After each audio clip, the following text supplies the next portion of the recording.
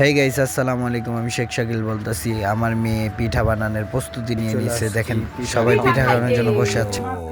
ভিজা থাকবো, ভিজা সকালবেলা আমরা আপা বিসমিল্লাহ কয়ে এক জায়গায় দিতেছে ইনশাআল্লাহ। বিসমিল্লাহির রহমানির রহিম। মাশাআল্লাহ।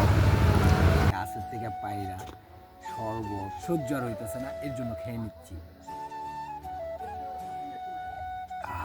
এখন কিন্তু এই মাত্র পারছে কিন্তু এই যে দেখেন কালারটা দেখেন এইরকমই হয় অরিজিনাল খেজুরের রসের কালারই কেমন লাগছে খাদিজা?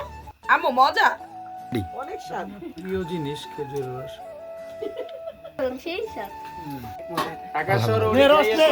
বইতে ইচ্ছা না। কি করবো দিশা পাইতা? এই তো খাইলে গেলে তুই সেই স্বাদ। অসাধারণ। নিজের হাতে পায়রা সবাই দিতেছে। তো দেখেন দেখেন, আমরা গ্রামে আসছি এই খেজুরের রস খাওয়ার জন্য শীতের মধ্যে একটা দিয়ে খাইতে পারবো। আমার নানু দাও দাও দাও দাও খাদিজা, দাও দাও দাও রিবি একটু মিষ্টিটা বেশি।